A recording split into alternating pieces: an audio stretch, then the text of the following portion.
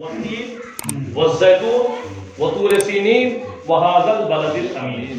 چار قسمیں شاہ شہر ابراہیم کی قسم، شہر عیسیٰ کی قسم، شہر موسیٰ کی قسم، شہر محبوب کی قسم. بے شک ہم نے انسان کو احسن تقویم خوبصورت شکل میں پیدا کیا. انسان کو ہم نے خوبصورت شکل میں پیدا کیا. انسان اللہ تبارک و تعالیٰ کی تخلیق کا شاہکار ہے. انسان اللہ تبارک و تعالیٰ کی تخلیق کا بہترین اور عظیم شاہکار ہے. قدرت نے زمین بنائی، قدرت نے آسمان بنایا، قدرت نے سورج بنائے، قدرت نے چاند بنایا، سورج کی کرنیں قدرت نے بنائی، یہ آبشار قدرت نے بنائے، شفق کی جمال قدرت نے بنایا، افق کی سرخی قدرت نے بنائی، سمندر کی روانی قدرت نے بنائی، دریا کی طغیانی قدرت نے بنائی. اتنے بڑے آسمان پر سوریا کو قدرت نے سجایا، کائنات کے ذرے ذرے کو قدرت نے بنایا، مگر کسی کے حسن پر قسم اٹھا کر نہیں ارشاد فرمایا. کسی کو حسن کو قسم اٹھا کر نہیں بیان فرمایا، مگر انسان کے حسن کے لیے چار قسمیں اٹھا کر اللہ انسان کے حسن کو بیان فرمایا. چار قسمیں اٹھا کر اللہ انسان کے حسن کو بیان فرمایا. آخر انسان تیری اتنی عظمت کیوں ہے؟ تیری عظمت کا راز کیا ہے؟ کیا اللہ تبارک و تعالیٰ نے اور کسی کو حسن نہیں دیا؟ کیا اور شے کے پاس حسن نہیں ہے؟ پھول جب کھلتا ہے تو لوگ کہتے ہیں خوبصورت ہے، بہت خوبصورت ہے. کلیاں مسکراتی ہیں، لوگ کہتے ہیں بہت خوبصورت ہے. چاند کی چاندنی کو دیکھ کر لوگ کہتے ہیں خوبصورت ہے.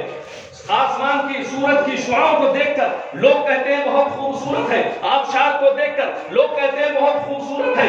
یہ سب حسن ہی تو ہے، حسن ہی تو ہے. کائنات کے حسن کو دیکھ کر انسان اندھا ہوا جاتا ہے، مظاہر قدرت کو دیکھ کر لوگ انہیں خدا بن بیٹھتے ہیں. اگر قربان جاؤں میرے رب قدیر پر کہ اللہ تبارک و تعالیٰ نے کسی کے حسن پر قسم اٹھا کر نہیں بیان فرمایا، بلکہ انسان کے حسن پر چار قسمیں اٹھا کر اس کے حسن کو بیان فرمایا. کیا ہر انسان خوبصورت ہے؟ انسان کی خوبصورتی کا راز کیا ہے؟ انسان کے حسن کا راز کیا ہے؟ اگر سفید چمڑیاں ہی خوبصورتی مانی جائے تو برطانیہ کے لوگ بہت زیادہ خوبصورت مانے جاتے ہیں. تو بتاؤ پھر تم حضرت بلال کو کس خانے میں رکھو گے؟ حضرت بلال کو کس خانے میں رکھو گے؟ پتہ یہ چلا کہ سفید چمڑیوں کا حسن مکمل حسن نہیں ہے، بڑی ناک کا حسن مکمل حسن نہیں ہے، بڑی آنکھوں کا حسن مکمل حسن نہیں ہے. پھر مکمل حسن کیا ہے؟ مکمل حسن یہ ہے کہ انسان کی نگاہیں سمجھ جائے. مکمل حسن یہ ہے کہ انسان کا دل سمجھ جائے. مکمل حسن یہ ہے کہ انسان کا دل سمجھ جائے. اب دل کب سنورتا ہے؟ دل کیسے سنورتا ہے؟ دل کیوں سنورتا ہے؟ آئیے میں آپ کو بتاؤں. اللہ تبارک و تعالیٰ نے انسان کو وجود بخشا، آنکھیں دیا دیکھنے کے لیے، کان دیا سننے کے لیے، ناک دیا سونگھنے کے لیے، منہ دیا بولنے کے لیے، زبان دیا چلنے کے لیے، پیر دیا چلنے کے لیے، ہاتھ دیا پکڑنے کے لیے. تمام اعضاء ہیں، تمام اعضاء کا الگ الگ استعمال ہے. اب ان اعضاء کو صحیح رنگ دینا پڑے گا، صحیح استعمال میں لانا پڑے گا. مثال کے طور پر ہاتھ کو اللہ تبارک و تعالیٰ نے طاقتور بنایا. اب اس کو آپ نے صحیح استعمال کرنا ہے. اب ہاتھ کا صحیح استعمال کیا ہے؟ ہاتھ کا صحیح استعمال یہ ہے کہ کسی کمزور کی مدد کر دے، کسی کمزور کو سہارا دے دے، کسی اندھے کو، کسی نابینے کو راستہ پار کرا دے. کسی کے آنچل میں تار کرنے کے بجائے کسی بیوہ کے سر پر آنچل رکھ کے اس کے عزت کی تحفظ فراہم کرا. یہ ہاتھ کا صحیح استعمال ہے، صحیح کام. اور اگر ہاتھ کو صحیح کام نہ ملے گا تو پھر یہ ہاتھ ظلم کرے گا، کسی پر زیادتی کرے گا، کسی کو مارے گا، کسی کو کاٹے گا، کسی کو قتل کرے گا. پتہ یہ چلا کہ ہاتھ کو صحیح کام دینا پڑے گا. صحیح کام نہ دو گے غلط کام کرے گا، جب غلط کام پر ڈٹ جائے گا تو گناہ کو مرتکب ہوگا. لہذا ہاتھ کو صحیح کام دینا پڑے گا. اسی طریقے سے آنکھ، اللہ تبارک و تعالیٰ نے انسان کو آنکھ عطا فرمائی. آنکھ دیا دیکھنے کے لیے. علماء کو دیکھو، صلحاء کو دیکھو، سادات کرام کو دیکھو، قرآن کو دیکھو، اولیاء اللہ کے مزاروں کو دیکھو، ماں باپ کے چہروں کو دیکھو. جب ماں باپ کے چہروں کو دیکھو گے تو اللہ تمہیں ماں باپ کے چہرے کو دیکھنے پر مقبول حج کا ثواب عطا فرمائے.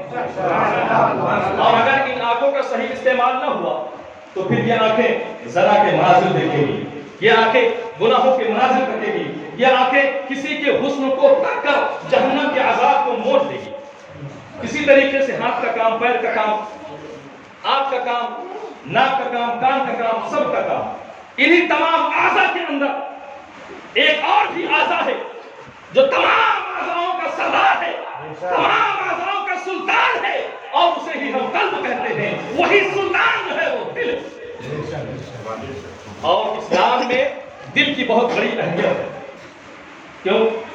جب حضرت سیدنا آدم علیہ السلام کو اللہ تبارک و تعالیٰ نے مٹی سے پیدا فرمایا تو شیطان چاروں طرف چکر لگا کر کہتا تھا یہ انسان تو بڑا کمزور ہے، اسے اگر کھانا نہ ملے تو یہ گر پڑے گا، اور زیادہ کھانا کھا لے تو بھی چلنے کے قابل نہ رہے گا.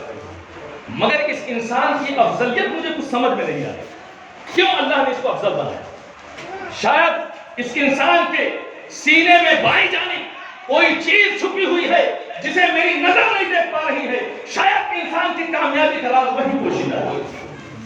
جھوٹا سچ ہے، یقیناً انسان کی کامیابی کا راز وہی چھپا ہوا تھا جہاں شیطان کی نظر نہیں آ رہی، یعنی قلب، یعنی دل. اللہ تبارک و تعالیٰ نے ہاتھ دیا، ہاتھ کا کام الگ، ہاتھ کا کام پکڑنا، پیر کا کام چلنا، منہ کا کام بولنا، کھانا، زبان کا کام چکھنا، کان کا کام سننا، وغیرہ وغیرہ. مگر اللہ نے جب دل بنایا، دل پیدا کیا تو اس دل کا کام کیا ہے؟ تمام اعضاء کے تو کام ہے، اس دل کا کام کیا ہے؟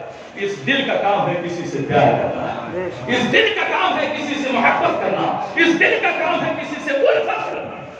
اس لیے کہ انسان انس سے مشتق ہے، اور انس کے معنی ہے پیار کرنے کے. انسان پیدا ہی کیا گیا ہے پیار کرنے کے لیے.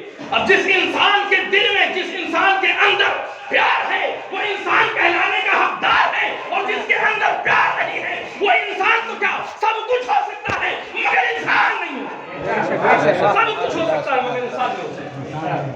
جس طریقے سے نظر کو صحیح مناظر نہ ملے تو نظر گمراہ ہو جاتی ہے، ہاتھ کو صحیح کام نہ ملے تو ہاتھ کا مس یوز ہونے لگتا ہے، پیر کو صحیح کام نہ ملے تو پیر بھٹکنے لگ جاتے ہیں. دل کا کام ہے پیار کرنا. اب دل کو صحیح سمت دینا پڑے گا. اور صحیح سمت کیا ہے؟ صحیح سمت کیا ہے؟ صحیح سمت یہ ہے کہ اس دل میں نبی کی عشق کو پیدا کرے.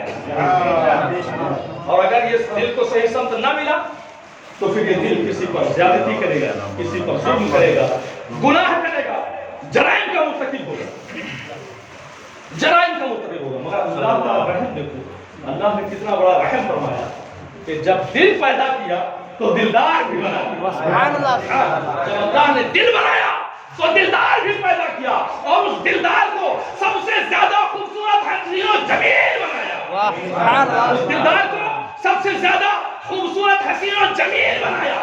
پھولوں کی تبسم، کلیوں کی جوانی، چاند کی معصوم کرنیں، سورج کی شعاعیں، یہ آبشاریں، زمین پر سبزہ، یہ چڑیوں کی چہچہاہٹ، انبیاء کرام کا تقدس، ستاروں کی انجمن، غرض کے جب ان تمام کے حسن کو سمیٹا جاتا ہے تو اس حسن کا، جب اس حسن کو سمیٹا جاتا ہے تو اس دلدار کا حسن بنتا ہے. تمام کے تمام حسین ہیں مگر وہ سراپا حسن ہے. اس وقت تک کوئی حسین نہیں ہوتا جب تک کہ ان کے حسن کی ملاوٹ نہ کر دے.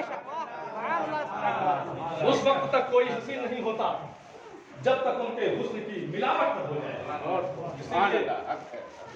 اسی لیے حضرت عائشہ صدیقہ رضی اللہ تعالیٰ عنہا آقا کریم صلی اللہ علیہ وسلم سے عرض کرتی ہیں، یا رسول اللہ، آپ سب سے زیادہ خوبصورت ہیں، یا حضرت سیدنا یوسف علیہ السلام سب سے زیادہ خوبصورت ہیں. سوال کیا حضرت عائشہ نے، یا رسول اللہ، آپ سب سے زیادہ خوبصورت ہیں یا یوسف علیہ السلام سب سے زیادہ خوبصورت ہیں؟ کیا حسن ہے ایسے جبے ابرار تمہارا، اللہ بھی ہے طالب دیدار تمہارا، اور کیوں نہ ہو دین کے مشتاق حضرت یوسف، اللہ کا دیدار ہے دیدار، اللہ کا دیدار ہے دیدار۔ حضرت عائشہ کہتی ہیں یا رسول اللہ آپ سب سے زیادہ خوبصورت ہیں یا یوسف علیہ السلام سب سے زیادہ خوبصورت تھے؟ تو میرے آقا کریم صلی اللہ علیہ وسلم نے اس وقت کتنا پیارا جواب عطا فرمایا، اور ایک ہی جملے میں میرے آقا نے کتنا حسین اپنے حسن کے جواب کو کیا بہترین انداز سے دیا۔ حضرت عائشہ کہتی ہیں یا رسول اللہ آپ زیادہ خوبصورت ہیں یا حضرت یوسف علیہ السلام زیادہ خوبصورت ہیں؟ تو آقا کریم صلی اللہ علیہ وسلم شاہ فرماتے ہیں عائشہ عائشہ میرے حسن میں نمک ہے، میرے حسن میں نمک ہے۔ نمک کا کیا؟ ایک انسان بہترین کھانا پکائے، عمدہ مسالے قیمتی مسالوں سے کھانا تیار کرے، تیل کی بجائے دیسی گھی کا استعمال کرے، لذیذ کھانا بنا لے، عمدہ سے عمدہ انتظامات کر لے، کھانا بن کر تیار ہو جائے، دسترخوان لگا دیا جائے، لوگ بیٹھے، لوگوں نے لقمہ اٹھایا، منہ میں رکھا، اور جیسے ہی لقمہ منہ میں گیا لوگوں کی آنکھیں چڑھ گئی، آنکھوں کی کنکیوں سے ایک دوسرے کو اشارہ کرنے لگی، میزبان پریشان، کیا معاملہ ہے؟ میں نے کھانا بنانے میں، قیمتی کھانا بنانے میں کوئی کسر تو باقی نہ رکھی، کہنے والا کہے گا اس میں نمک نہیں۔ جب تک کھانے میں نمک نہیں ملتا کھانے کا مزہ نہیں ملتا۔ میرے آقا فرماتے ہیں عائشہ میرے حسن میں نمک ہے۔ جب قدرت کسی کو حسین کرنا چاہتی ہے، قدرت جب کسی کو خوبصورت کرنا چاہتی ہے تو میرے حسن کی ملاوٹ کر دی جاتی ہے۔ جب رسول کے حسن کی ملاوٹ ہوتی ہے تب وہ خوبصورت ہوتا ہے۔ جس طریقے سے نمک کے بغیر کھانے میں مزہ نہیں آتا، مزہ جب آتا ہے جب کھانے میں نمک مل جائے، اسی طریقے سے لوگ خوبصورت تب ہوتے ہیں جب حضور کے حسن کی ملاوٹ ہو۔ اب جو حضرت یوسف کو حسن ملا، یہ حسن یوسف کو جو حسن ملا یہ حسن مصطفیٰ کا صدقہ، پھولوں کو جو حسن ملا یہ حسن مصطفیٰ کا صدقہ، کلیوں کو جو حسن ملا یہ حسن مصطفیٰ کا صدقہ، انہی کی وہ مایہ سمن ہے، انہی کا جلوہ چمن چمن ہے، انہی سے گلشن مہک رہے ہیں، انہی کی رنگت گلاب۔ اللہ تبارک و تعالی نے جب دل پیدا کیا تو دلدار بھی پیدا کیا، اور اس دلدار کو سب سے خوبصورت، سب سے زیادہ حسین و جمیل بنایا۔ حضرت جامی کہتے ہیں کہ حضرت یعقوب می گوید، حضرت یعقوب می گوید فدایت یا رسول، دیدہ من، یوسف من، مصر من، کنان من، اے سرکار آپ پر میں بھی قربان، میرا دیدہ بھی قربان، میرا یوسف بھی قربان، یہ مصر بھی قربان، یہ کنان بھی قربان۔ اور حضرت عائشہ صدیقہ رضی اللہ تعالیٰ عنہ فرماتی ہے کہ مصر کی عورتوں نے یوسف علیہ السلام کو دیکھا تو اپنی انگلیاں کاٹ لی۔ حضرت عائشہ کہتی ہے کہ اگر وہ مصر کی عورتیں میرے محبوب کو دیکھ لیتی تو انگلیاں کاٹنے کی بجائے اپنے دل کاٹ کر اللہ نے دل دیا تو دلدار بھی عطا فرمایا۔ اب اس دل کی اصلاح کی ضرورت ہے، اس دل کو صحیح کام پر لگانے کی ضرورت ہے، اور یہ دل کو سنوارنے کی ضرورت ہے۔ یہ دل کب سنورے گا؟ جب اس دل میں عشق مصطفیٰ جلوہ ہوگا۔ عشق مصطفیٰ جب دل میں جلوہ گر ہوگا تو دل سنور جائے گا، اور جب دل سنور جائے گا تو انسان سنور جائے گا۔ آج پوری دنیا کے اہل علم، اہل قلم، مقرر، خطبہ قوم کی اصلاح کرنا چاہتے ہیں، مگر میں کہتا ہوں اگر ایک عنوان پر ایمانداری سے محنت ہو جاتی تو پوری دنیا کی اصلاح ہو جاتی، اور وہ کیا ہے؟ وہ ہے حسن مصطفیٰ کے ذریعے عشق مصطفیٰ لوگوں کے دلوں میں پیدا کرنا۔ اس لیے کہ دلوں کا سنوارنے کا سب سے بہترین ذریعہ اگر کوئی ہے وہ عشق مصطفیٰ ہے۔ عشق مصطفیٰ دل میں آئے گا دل سمجھ، ورنہ دیکھیں آپ عرب کے لوگ، مکے کے لوگ ماں کی گود سے شراب پیتے تھے، ماں کی گود سے شراب پیتے تھے، انہیں شراب سے روکا کس نے؟ شراب سے نفرت کیسے پیدا ہو گئی؟ شراب سے نفرت کس نے دلایا؟ بس یہی کہ آقا کریم صلی اللہ علیہ وسلم نے اپنے صحابہ کے دلوں میں اپنی محبت اور اپنے عشق کو پیدا فرمایا، اور اس قدر محبت اور عشق پیدا فرمایا کہ صحابہ اپنی جان سے زیادہ حضور سے محبت کرتے ہیں، جان سے زیادہ. تو آقا نے دیکھا جان سے زیادہ محبت ہو رہی ہے، آقا نے اعلان فرمایا، منادی کو بلایا، کہا جاؤ اور جا کر اعلان کر دو آج سے شراب حرام ہو گئی، آج سے شراب حرام ہو گئی. جب یہ اعلان ہوا تو مدینے کی گلیوں میں تاریخ کے اوراق گواہ ہے کہ مدینے کی گلیوں میں شراب بہ رہی تھی. جن کے ہاتھوں میں پیالے تھے پیالوں کو پٹک دیا، جن کے